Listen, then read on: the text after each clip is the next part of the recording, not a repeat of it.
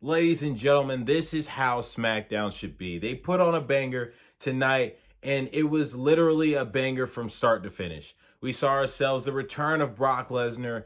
Becky Lynch and Bianca Belair put the pen to paper for their match at Extreme Rules, and we saw two banger of a matches with Edge versus Seth Rollins 2, and also the Street Profits versus the Usos for the Smackdown World Tag Team Championships. So without further ado, I'm Kevin Jones, the Disciples of Wrestling, and it's time for me to hop into my Smackdown recap and review.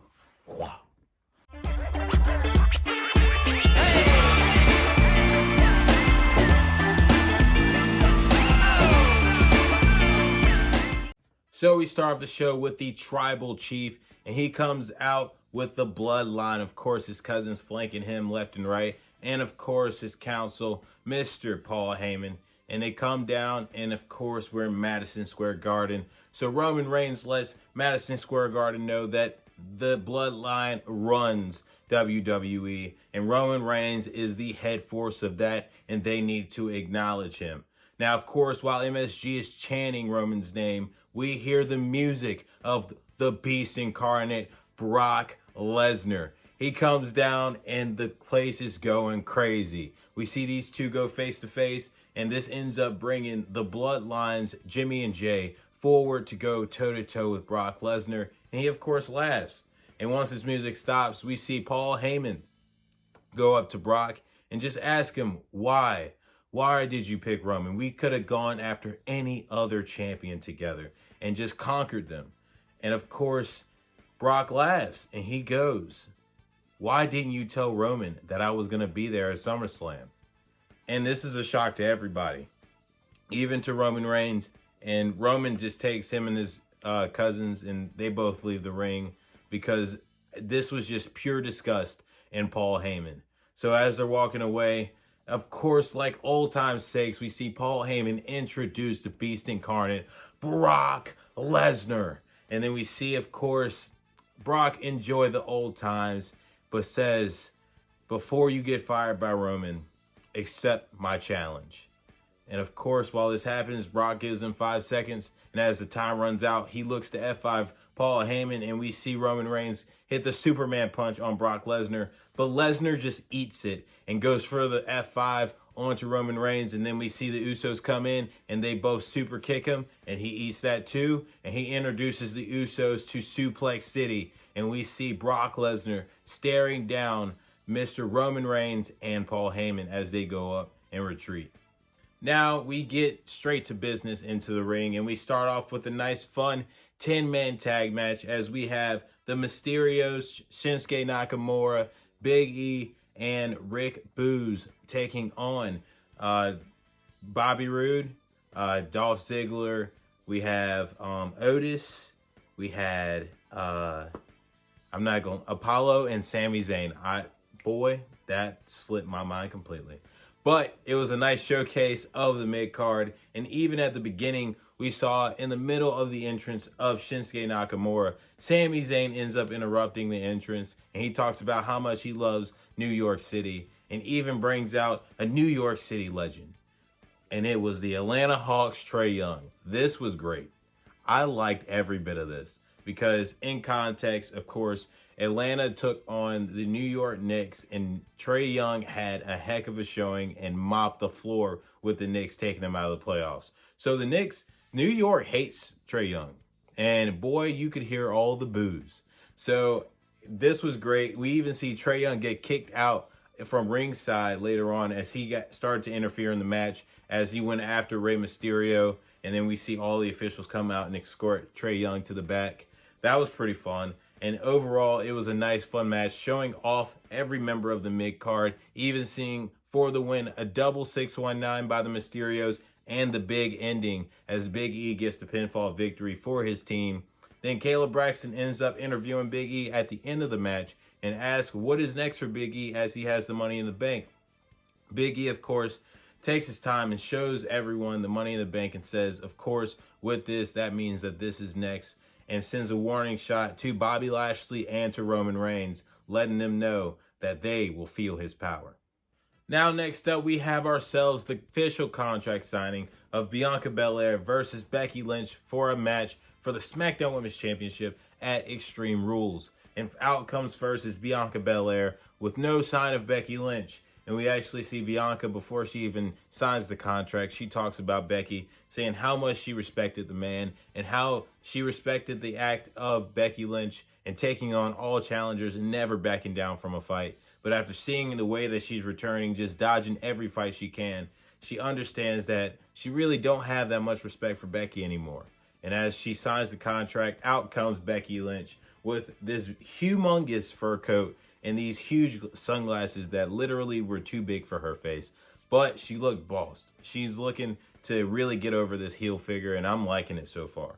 So we end up going to the ring, and Becky, throws in a little jab saying the original WrestleMania main eventer has arrived. And of course, slabs a jab at Miss Bianca Belair, even saying that the reason why she lost, after really thinking about it, the reason why Bianca lost at SummerSlam was because she was too busy being a fan.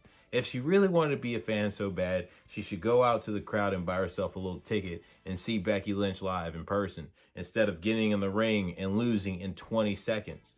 And she believes that she can repeat it again at Extreme Rules, but refuses to sign the contract. All up until, of course, the crowd ends up egging her on and Bianca gets livid, calling her a coward and telling her to sign it. And then the crowd just yelling, sign it. And then Becky Lynch gets angry, talking about how she left her baby at home to be here, all for them to chant and cheer for a flash in the pan like Bianca Belair. She ends up signing the contract out of anger, throws it at Bianca, and leaves the ring, walking off and storming off, and ready for this match at Extreme Rules. And now, the first of the two bangers in this last hour of SmackDown. We have Edge versus Seth Rollins 2.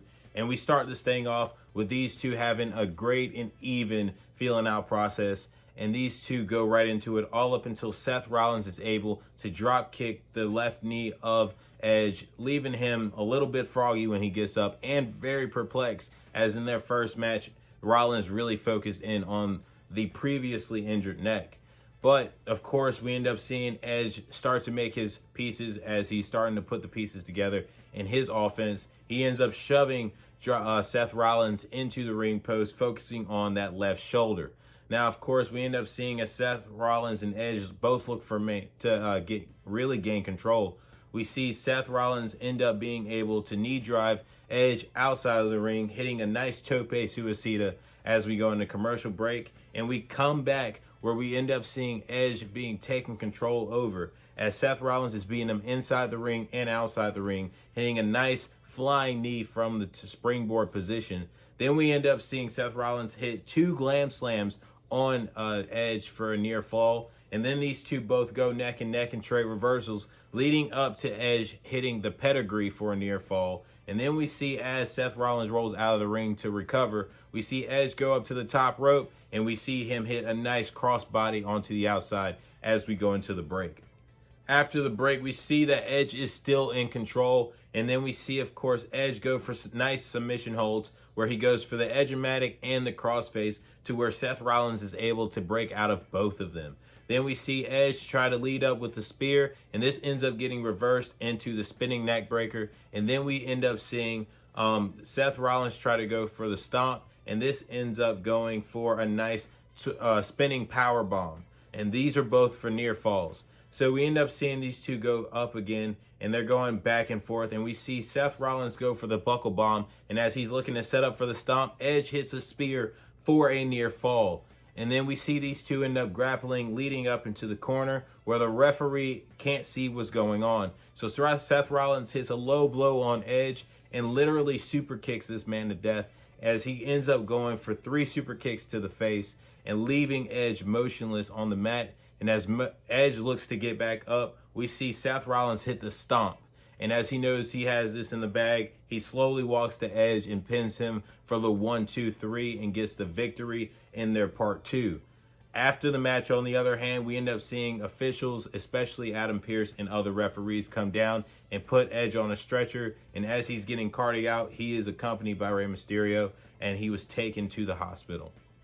And now it's time for the main event. It is the Street Profits challenging the Usos for the Smackdown Tag Team Championships. We start this thing off with Montez Ford going right after Jimmy Uso, and he goes right after Jey Uso, looking to take him out. But luckily, that was enough time to give Jimmy enough time to recuperate, and he hits a nice tope suicida on the outside, taking the control for the Usos.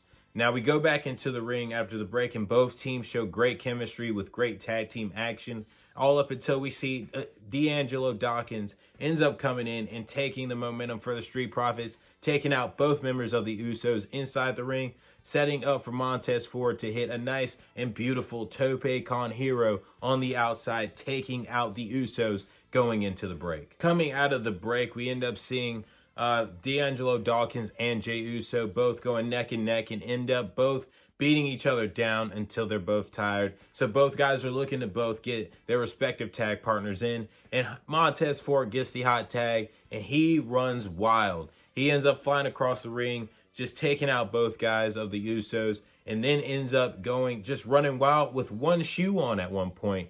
He ends up getting his shoe knocked off, and then he just goes crazy and tags in Dawkins, and they hit a beautiful assisted blockbuster for a near fall.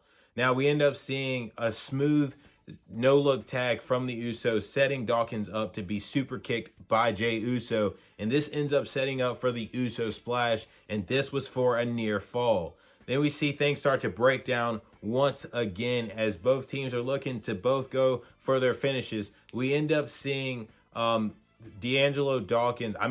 Ford go for a no-look tag as well. And this ends up setting everything up for a nice, high and beautiful frog splash. And this, we all knew, was the coming to the end of the match for the Usos to look like they were going to lose the match.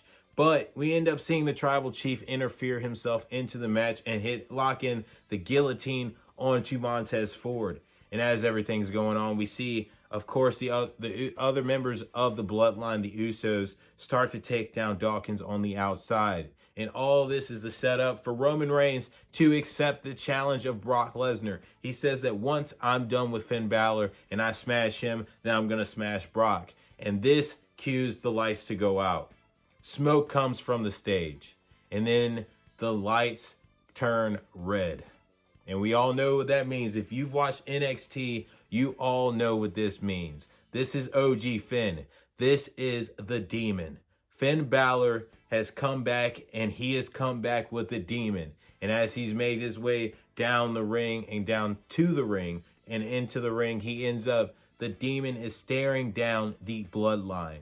Each member eye locking every single one of them. And this is the warning shot that the days of Roman Reigns' championship reign might be numbered. Now, overall, what was my opinion on this show?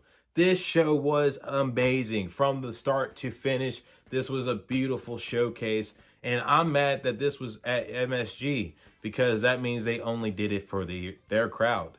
Now, if SmackDown can put on a show like this every single week, I'm trying to tell y'all, this would be a banger. This would be one of the best shows of wrestling throughout the week. We need to see more like this, and WWE, please give it to us. But until next time, you guys will see me again this week. I plan on doing the week's wrap for you guys. So until next time, I'm Kevin Jones, Disciples of Wrestling, and that was wrestling.